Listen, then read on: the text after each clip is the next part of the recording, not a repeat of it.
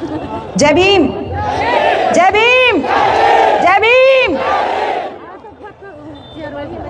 यहाँ जितने भी लोग आए हैं, आप लोगों के इस शांतिपूर्ण आह्वान को देख के बस एक दिमाग में बात आ रही है कि अभी तो नापी है मुट्ठी भर जमीन, अभी तो नापना पूरा आसमान बाकी है। अभी असली इम्तिहान तो बाकी है, और वो असली इम्तिहान 2027 में हम दिखाएंगे। उस इम्तिहान को आपको हमको मिल के पास करना है, क्योंकि जिन लोगों ने ये कहा है कि बाबा साहब का नाम लेने से बेहतर था कि जिनका नाम लेते, अपने देवताओं का नाम लेते तो तुमको स्वर्ग मिल जाता। अरे उस स्वर्ग को पाने के लिए मरना जरूरी है। तो जिसे मर के स्वर्ग में जाना है वो उनकी बात माने। हमारे बाबा साहब ने हमको जीते जी स्वर्ग दिखाया। अरे गले से मटका टूटा तो स्वर्ग ही तो पाया। अरे गले कमर में से झाड़ू हटी तो स्वर्ग ही तो पाया। अरे खाने का अधिकार मिला तो स्वर्ग ही तो पाया। पढ़ने का अधिकार मिला तो स्वर्ग ही तो पाया। अरे दासता की बेड़ियां टूटी, स्वर्ग ही तो पाया। मान सम्मान मिला, स्वर्ग ही तो पाया। वोट का अधिकार मिला, स्वर्ग ही तो पाया। अरे सम्मान से उत्तर प्रदेश में बहन जी को 4 बार मुख्यमंत्री बनाया, स्वर्ग ही तो पाया। और आज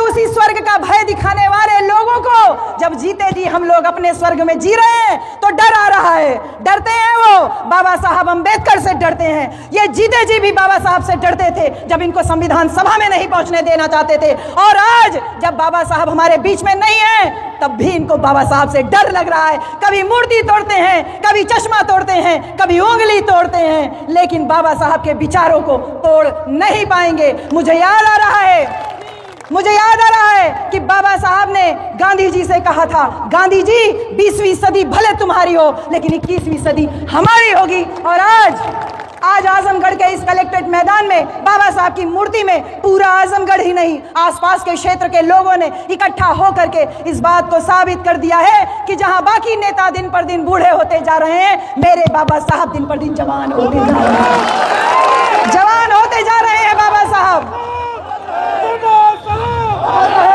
और इसीलिए इनका डर जायज है और इनको हम और डराएंगे और अपने बाबा साहब के ऊपर हुई टिप्पणी का बदला इस आजमगढ़ की 10 की 10 विधानसभा 2027 में जीत के दिखाएंगे। कमर कस लीजिए। इसी ITI के मैदान में 2016 को जब हमने बहुजन महासम्मेलन किया था तब भी यही आह्वान किया था। तो आज पुनः वो इतिहास दोहराने की बात है। ये सिर्फ धरने की बात नहीं है, आपको हमको इकट्ठा होके इस विचार को लेके जाना है कि जो बाबा साहब के ऊपर टिप्पणी कर सकता है उसकी नजर में तुम्हारी और हमारी क्या हैसियत है। इसलिए वो तमाम लोग